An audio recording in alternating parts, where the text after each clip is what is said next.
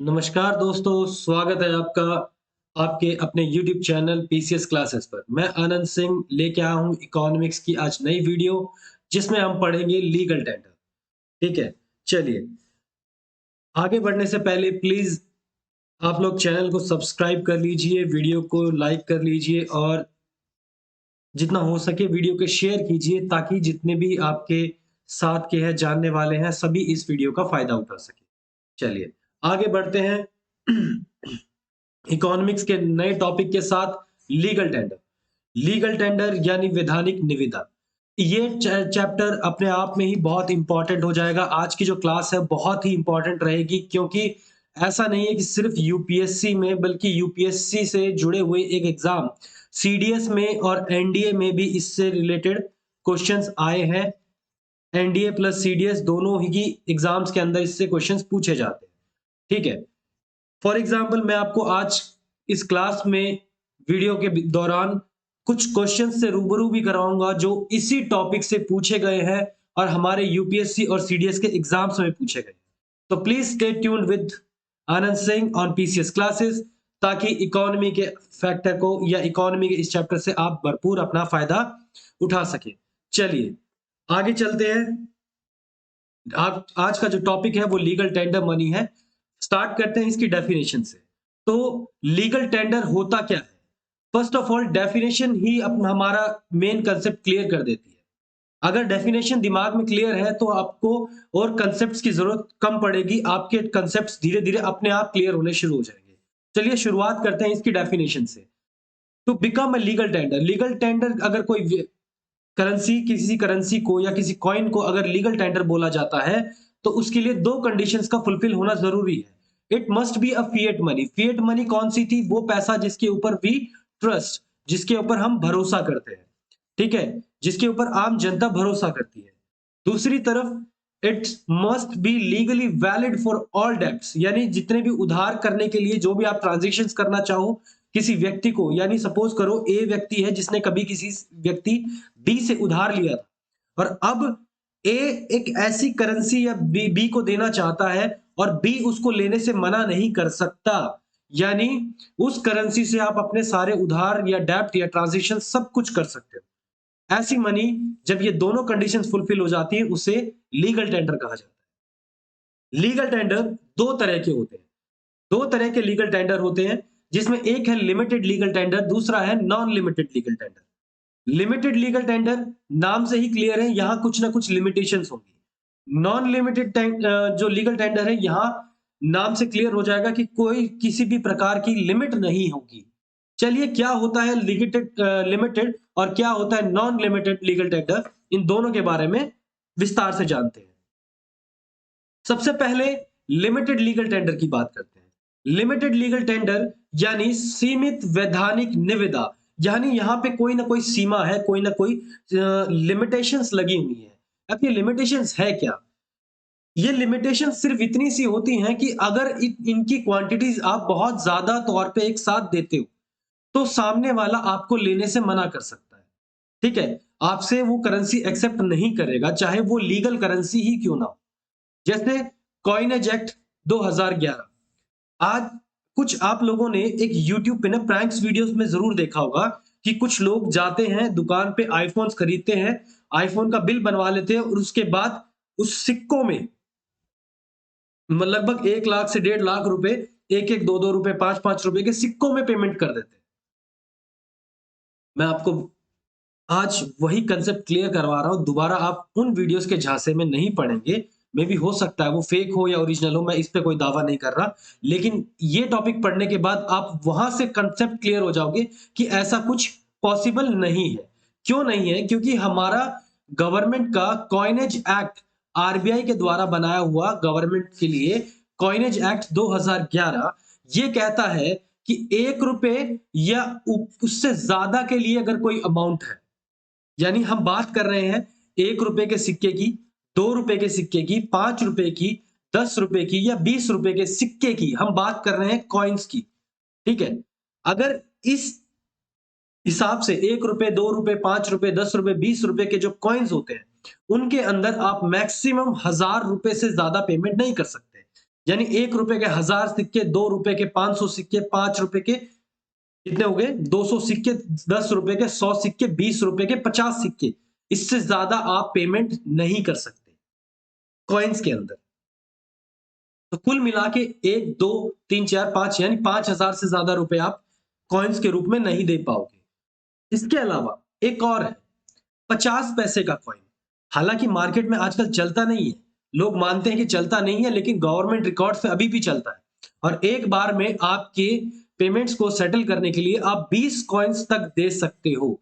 Only 20 coins, ठीक है। यानी 10 रुपए की पेमेंट करने के लिए आप 50 पैसे के कॉइन्स का भी इस्तेमाल कर सकते हो। लेकिन 10 रुपए के बाद यानी 20 कॉइन्स के बाद सामने वाला आपसे और पैसे लेने से मना कर सकता है। यह बात कही गई है अंडर कॉइनेज एक्ट 2011 में। 50 पैसे से नीचे का, क्योंकि कॉइन्स तो 25 पैसे के भी हैं, ठीक है। कॉइन्स 25 पैसे के भी हैं, 10 पैसे के भी हैं, 5 पैसे के भी हैं, 1 पैसे का भी कॉइन होता है। तो इनका क्या, 2011 के बाद जब ये कॉइनेज एक्ट आया था, उसके बाद उसी में डिक्लेयर कर दिया गया था कि 50 पैसे से नीचे वाले जितने भी सिक्के होंगे वो अब लीगल टेंडर नहीं रहेंगे। तो 2011 के बाद 50 पैसे से छोटा कॉइन पूरी तरह बंद हो चुका है। चलिए आगे बढ़ते हैं। नेक्स्ट आता है non limited legal tender. Non limited यानी असीमित वैधानिक निविदा। असीमित वैधानिक निविदा का मतलब क्या होगा?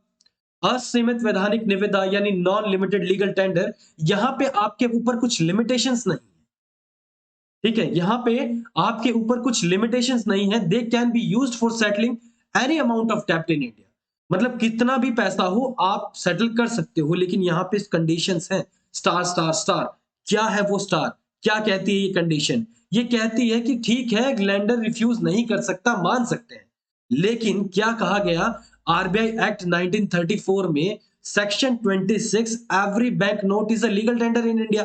पहली बात तो बैंक ने बोल दिया कि ठीक है कि जो आरबीआई का एक्ट है 1934 उसका सेक्शन 26 ये कहता है। सेक्शन 26 को चाहो तो स्पेशल 26 से याद कर लेना, ठीक है, स्पेशल 26 वाली मूवी से, ठीक है। सेक्शन 26 हर एक बैंक के द्वारा बने हुए जितने भी नोट हैं वो सब लीगल टेंडर हैं, ये आरबीआई का एक्ट कहता है। लेकिन यहां पे एक और एक्ट बीच में आता है, वो है फाइनेंस एक्ट 2017। फाइनेंस एक्ट 2017 क्या कहता है? फाइनेंस एक्ट 2017 सिर्फ इतनी सी बात कहता है कि ठीक है कोई दिक्कत नहीं है, आप 2 रुपए से 10,000 रुपए तक के नोट्स की जितनी भी जैसे भी चाहो पेमेंट कर सकते हो, लेकिन 2 लाख रुपए से ज्यादा नॉट इन कैश, कैश में नहीं करोगे, ठीक है। इस 2 लाख से ज्यादा की पेमेंट आप कैश में नहीं करोगे। अगर 2 लाख से ज्यादा पेमेंट कैश में करता हुआ कोई व्यक्ति पकड़ा जाता है तो क्या होगा? उसको पेनल्टी हो सकती है बराबर अमाउंट की। सपोज करो आप 1 लाख रुपए से ज्यादा या 2 लाख रुपए से ज्यादा की बात कर रहे हैं हम, तो 2 लाख रुपए से ज्यादा मान लो किसी को 5 लाख रुपए आप किसी को पेमेंट कर रहे हो इन कैश और वो पकड़ी जाती है, ठीक है, और वो पकड़ी जाती है तो आपको 5 लाख रुपए तक का ही जुर्माना हो सकता है।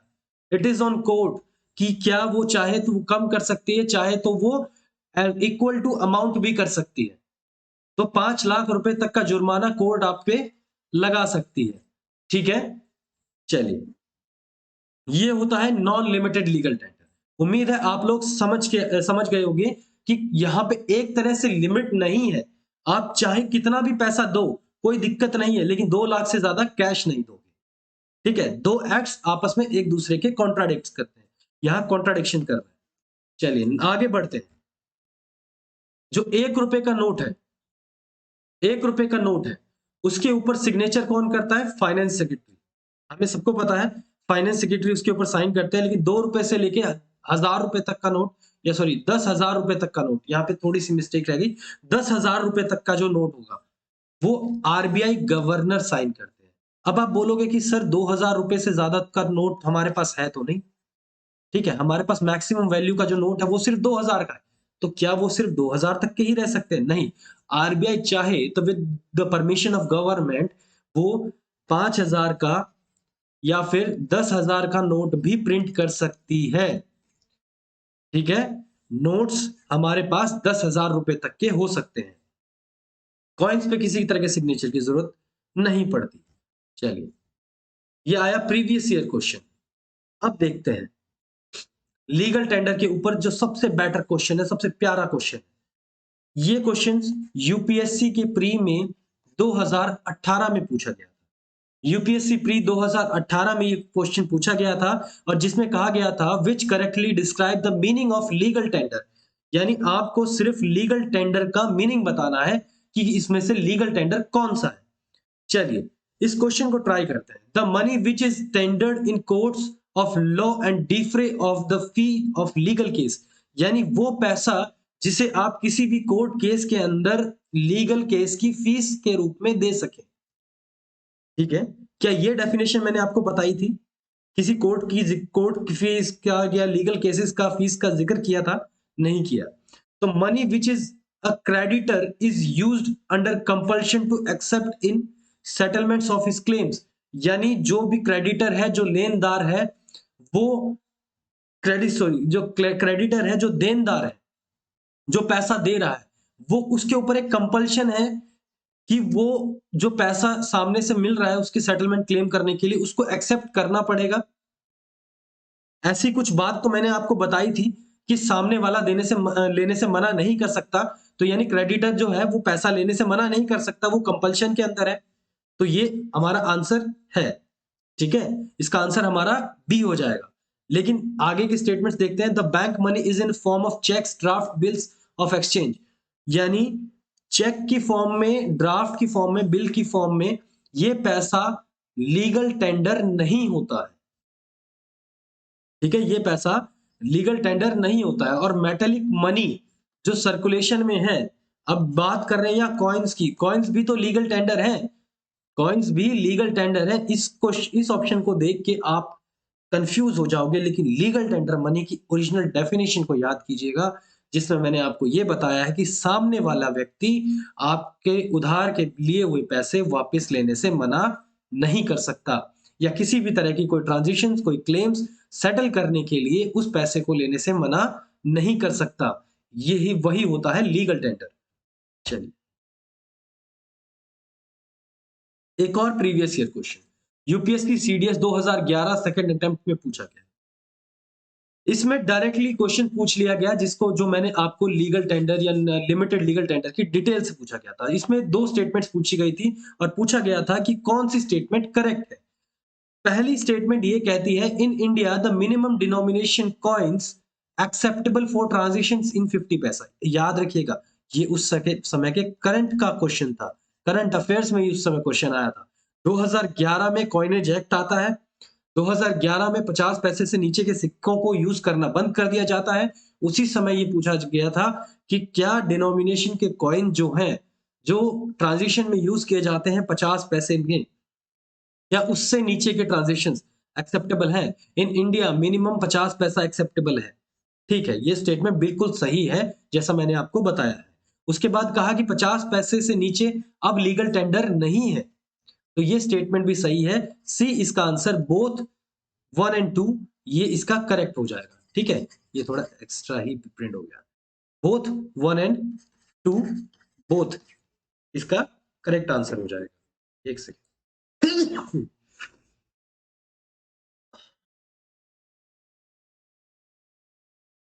चलिए आगे चलते हैं। नेक्स्ट,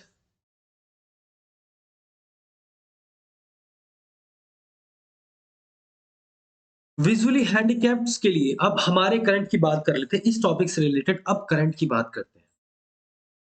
ठीक है, हर एक एग्जाम्स में इनसे रिलेटेड क्वेश्चंस पूछे जाते हैं। चलिए, अब हमारे अब के करंट, क्योंकि वो 2011 के करंट्स के अकॉर्डिंग, अब हम 2021 और 22 के करंट्स के अकॉर्डिंग बात करेंगे। 2021-22 के करंट अफेयर्स के अकॉर्डिंग। देखिए, 2019 मार्च के अंदर एक चीज आई थी, विजुअली हैंडीकैप्ड फ्रेंडली कॉइन्स।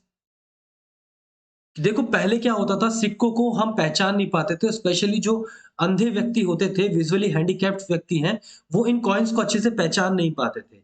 तो 2019 में मार्च के बाद एक नई सीरीज लॉन्च की गई, वीएच फ्रेंडली कॉइन्स, यानी विजुअली हैंडीकैप्ड। जो आंखों से अंधे हैं, व्यक्ति जो देख नहीं पाते, उनके लिए ₹1, ₹2, ₹5, ₹10 और ₹20 के एक अलग प्रकार के सिक्के, जिनके साइज़ थोड़े-थोड़े बढ़ते जाते हैं, असेंडिंग ऑर्डर में है और वेट भी हल्का-हल्का बढ़ता जाता है। इन सिक्कों को डिज़ाइन किया गया था नेशनल इंस्टीट्यूट ऑफ डिज़ाइन्स के द्वारा, एनआईडी के द्वारा, जो कि काफ़ी मतलब फ़ेमस है और कॉइन्स के डिज़ाइन्स यही बनाते हैं इंडिया में। और दूसरी बात, ₹20 का जो कॉइन है, उसके 12 साइडेड पॉलीगन, अभी आप लोगों में से कई लोगों को ₹20 के कॉइन के बारे में पूरी तरह पता भी नहीं होगा। ठीक है? ₹20 का डोडेकागॉन शेप का डोडेकागॉन, ये एक शेप का नाम होता है, जिसके अंदर पॉलीगॉन होता है, यानी काफ़ी बहु साइड वाला, मतलब बहुत सारी साइड्स वाला चतुर्भुज के टाइप के, चतुर्भुज तो नहीं बोलेंगे इसको, काफ़ी भुजाओं वाला जो पॉलीगन होता है, 12 साइड वाला, ठीक है? ऐसे यूँ, यूँ, यूँ, यूँ करके इसकी 12 साइड्स ऐसे बनी हुई हैं और बीच में ₹20 का ये कॉइन है, जिस शेप को बोलते हैं डोडेकागॉन। रिमेनिंग कॉइन्स सभी राउंड शेप के हैं। जो बाकी ₹20 का कॉइन्स है, उसके पॉलीगन की शेप में है। आरबीआई ने एक ऐप बनाई है, जो हेल्प करती है जो ब्लाइंड पर्सन है, ताकि वो करेंसी के नोट्स को आइडेंटिफ़ाई कर सके। To help them to identify currency notes, जो पुराने नोट्स थे, उनके ऊपर क्या होता था, ₹50 के जो सिक्का होता था, उसके ऊपर एक स्क्वायर बना होता था, ठीक है? उसको छू के पता कर लेते थे, जो अंधे व्यक्ति थे, अंधे जो लोग थे, वो पता कर लेते थे। ₹100 पे ट्रायंगल बना होता था, ₹500 पे सर्कल बना होता था, ₹1000 वाले पे डायमंड बना होता था। लेकिन 500 और 1000 के जो पुराने नोट हैं, वो तो चलन से बाहर हो गए। अब वो तो लीगल टेंडर ही नहीं रहे, ठीक है? तो अब जो नई सीरीज़ के आए हैं, उनके ऊपर कुछ ब्लीड लाइन्स हैं। ब्लीड लाइन्स मैं आपको समझाता हूँ, जैसे कि नोट होता है, नोट्स के दोनों सिरों पे आप ऐसे एक लाइन्स देखोगे, इस तरह से लाइन्स लगे हुए। इन लाइन्स को ब्लीड लाइन्स बोलते हैं। और इन लाइन्स के बीच में, जैसे कि अगर हम बात करें ₹100 का जो नोट होता है, उसपे 4 ब्लीड लाइन्स लगी मिलेंगी। आपको ₹100 के नोट पे 4 ब्लीड लाइन्स लगी लगी मिलेंगी। ₹200 का जो नोट्स है, उसके ऊपर 4 ब्लीड लाइन्स मिलेंगी और साथ में 2 छोटे-छोटे सर्कल मिलेंगे, ठीक है? 500 वाले नोट पे 5 ब्लीड लाइन्स, 2000 वाले पे 7 ब्लीड लाइन्स। और ये भी क्वेश्चन एक एग्ज़ाम में पूछा गया था, एनडीए में और एक बार एसएससी में। दोनों में ये क्वेश्चन पूछा जा चुका है कि ₹2000 के जो नोट के ऊपर, ₹2000 के नोट के ऊपर नंबर ऑफ ब्लीड लाइन्स, जो ब्लीड लाइन्स वो कितनी होती है? तो नंबर ऑफ ब्लीड लाइन्स ₹2000 वाले नोट पे 7 होती है, ठीक है? चलिए। इसके बाद जनवरी 2020 का समय आता है, एक ऐप बनाई जाती है, आरबीआई द्वारा लॉन्च की जाती है, जिसका नाम है मनी। अब मनी कहो या इसे मानी कहो, क्योंकि इसकी जो फुल फॉर्म है, वो है mobile aided note identifier. Mobile aided note identifier, यानी ये एक ऐसी एप्लीकेशन है जो नोट पहचानने का काम करती है। और नोट पहचानने का काम कैसे करेगी? इसके जैसे आप हमारे जनरल जो फ़ोन्स होते हैं, आजकल लगभग हर किसी के पास एंड्रॉइड फ़ोन होता है। एंड्रॉइड फ़ोन्स में आज के जो समय जो सिस्टम्स आ रहे हैं, एक स्कैनर्स एप्लीकेशंस आती है, ठीक है? अब जो कोई स्कैनर एप्लीकेशंस यूज़ करेगा, या जो भी कोई ब्लाइंड व्यक्ति होगा, वो जब फ़ोन का कैमरा ऑन करके स्कैन करेगा, इन नोट्स को स्कैन करेगा, तो उस नोट्स के अंदर से, मतलब चाहे वो हाफ फ़ोल्ड क्यों ना किया हो, या हाफ कैसे भी हो, मतलब आधा अगर फ़ोल्ड भी किया हुआ है तो भी कोई दिक्कत नहीं है। नोट पूरा खोल के उसको स्कैन करेगा तो भी कोई दिक्कत नहीं है। ये एप्लीकेशन नोट को पहचान के ये बताएगी, विद हिंदी और इंग्लिश दोनों ऑडियोज़ में, ऑफ़लाइन में भी काम करती है, और ये वीडियो बताती है, ये ऐप क्या बताएगी कि ये नोट कितने रुपए का है। ये एंड्रॉइड की मदद से होगा, स्कैनर्स से आप कैमरा से नोट्स को स्कैन करोगे और आपको ये पता लग जाएगा कि ये नोट कितने रुपए का है, ठीक है? मनी ऐप इसका नाम है, जिस ऐप से ये होता है। But can't validated whether note is genuine और फेक, लेकिन समस्या भी तो है, इसके साथ एक इश्यू भी है। अब देखो, सिंपल सी बात है, इसने नोट तो बता दिया कि कितने का है, लेकिन इश्यू क्या है कि ये नहीं बता सकता ये नोट जेन्युइन है या फेक है, असली है, नकली है। असली-नकली का पहचान ये नोट, ये एप्लीकेशन नहीं कर सकती। दोनों ही ब्लाइंड और डीफ, जो अंधे हैं और बहरे हैं, दोनों के लिए यूजेबल है ये, ठीक है। वाइब्रेशंस के थ्रू भी नोटिफिकेशन देखिए बता देती है। और मनी ऐप को बनाने वाले यानी मनी ऐप यानी मोबाइल एडेड नोट आइडेंटिफायर, इस ऐप को बनाने वाली जो कंपनी है उसका नाम है डैफोडिल सॉफ्टवेयर कंपनी, जो कि आरबीआई के लिए ऐप डेवलप करती है और जिसने मनी ऐप डेवलप की भी है। चलिए, आज के लिए इतना ही। तो बताइएगा, कमेंट में ज़रूर बताइएगा आज का सेशन कैसा रहा। And thank you for watching. Please video को अच्छा लगे तो सब्सक्राइब कीजिए, जितना हो सके शेयर कीजिए, वीडियो को लाइक ज़रूर कीजिए। अगर आप सब्सक्राइब करते हैं, शेयर करते हैं, वीडियो को लाइक करते हैं, तो मैं ऐसे बढ़िया से बढ़िया कंटेंट आपके लिए लाता रहूँगा और इससे मेरी भी हिम्मत बढ़ती है।